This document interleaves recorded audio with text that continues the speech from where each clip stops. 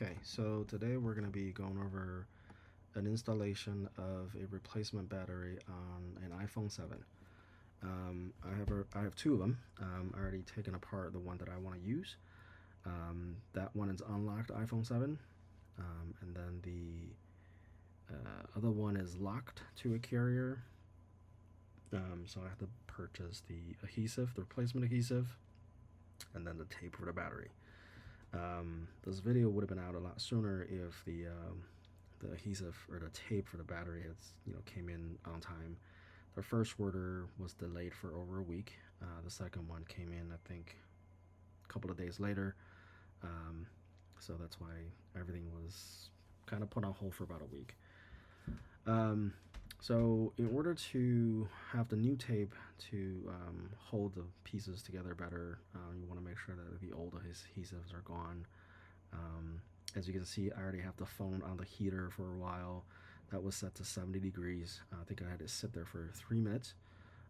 Once it's there, I was trying to get the screen off with this contraption. So it's got a suction cup, and then you press or screw the other side, and it'll pop it open. Obviously, as you can see, I made a mistake of not unscrewing the screws or not taking out the screws. So I think I found that out pretty quickly that I forgot to do that. So once those screws are out, the screen will pop open pretty easily. And then, at that point is just, make sure it's open, um, and, carefully not to crack the screen and not to damage the screen or anything. So this tool's kind of nice. It'll slowly pry open the screen from the body. Um, so then there's less chance of breaking anything. So as you can see here, I think majority of the tape or the adhesive has already been cut. And then there is a little clip on top of the screen. Once the adhesive is cut open, you can just wiggle it and make sure that it comes out. And then at that point, you just kind of have the screen on the side a little bit so you can disconnect all the connectors. And that's what I'm doing here, is making sure the screen is on the suction cups on the side so that they stay up. This metal plate here needs to come out.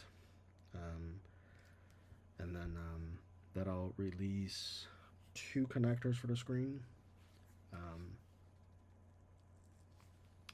And then I think there's another connector on the left hand side of the battery on that last view before I turned it. This is what this is doing. I think there's another plate that you need to remove. Once that's done, you can disconnect all three cables, and then the screen is free. So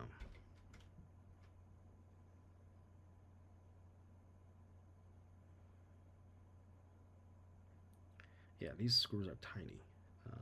My eyes weren't that good, so it was a little hard to see.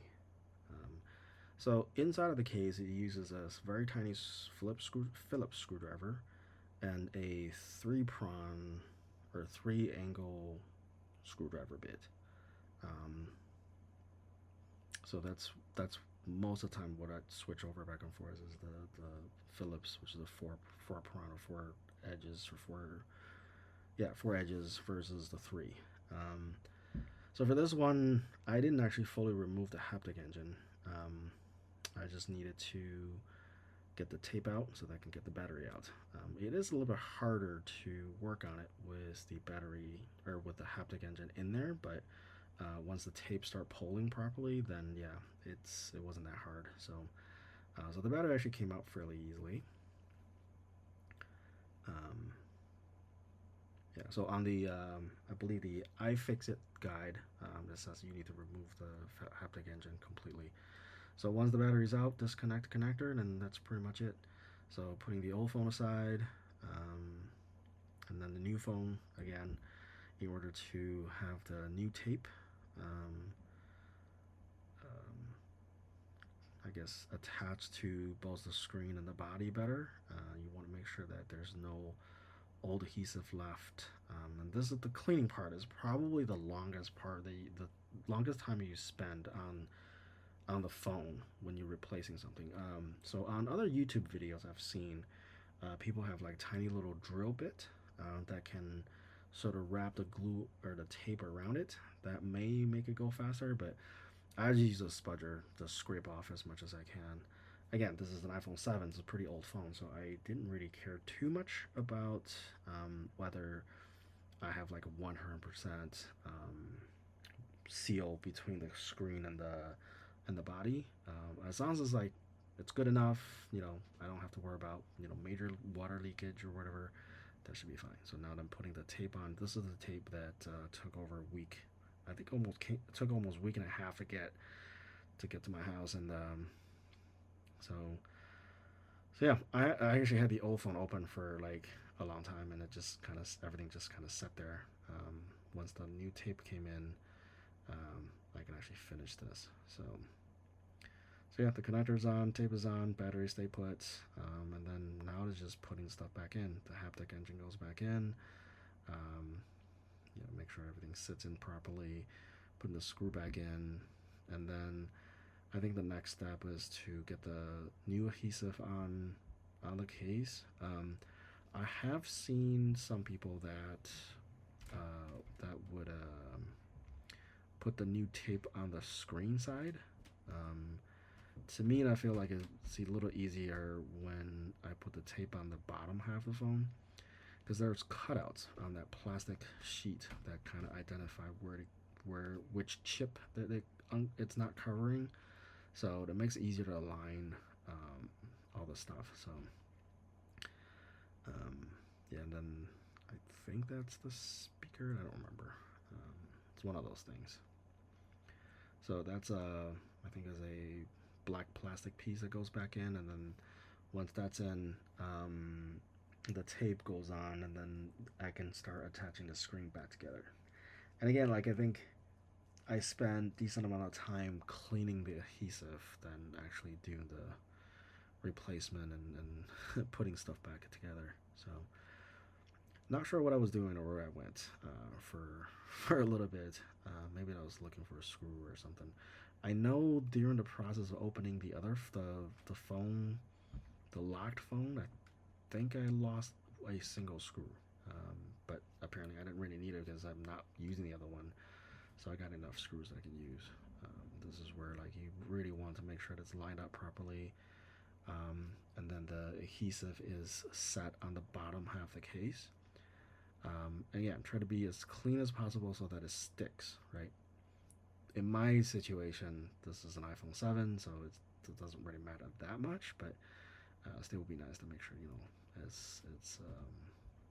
it's installed as properly as close as possible, right? So hopefully this still somewhat waterproof. Um, so yeah, so then just making sure that you press the tape onto the edge. Um, the the second part of that plastic is actually a little bit harder to take off. The tape tends to come with the plastic, or stick to the plastic, so that's why I had to have the tweezer and then the spudger to work together to like one holding the tape onto the phone and the other, trying to pull the plastic away. Eventually, that was accomplished, but that this part was a little harder than I thought. Um, but again, overall, it's not that bad. I think I spent about half the time cleaning versus actually working on this. So yeah, this is the part where it kind of sticks, and just make sure that you press the tape down into the phone, the hard part of the phone, so that it sticks. And now ready to put the screen back on. So these little feet are actually really useful. Just put it in, put it in the suction cup, line them up, and then make sure the cables are connected. Make sure they're not being stretched too much so that they don't rip. So that's the main part, is that you don't want to break it at this point, because then there will be a lot of things to replace. The screen isn't that bad, but as far as I can tell, the fingerprint reader, if you want it to work properly with the original phone, you have to swap that over. So there's going to be a lot of things that has to be swapped over if you break the screen. So I didn't want to do that. So I was making sure that things are installed back on correctly. So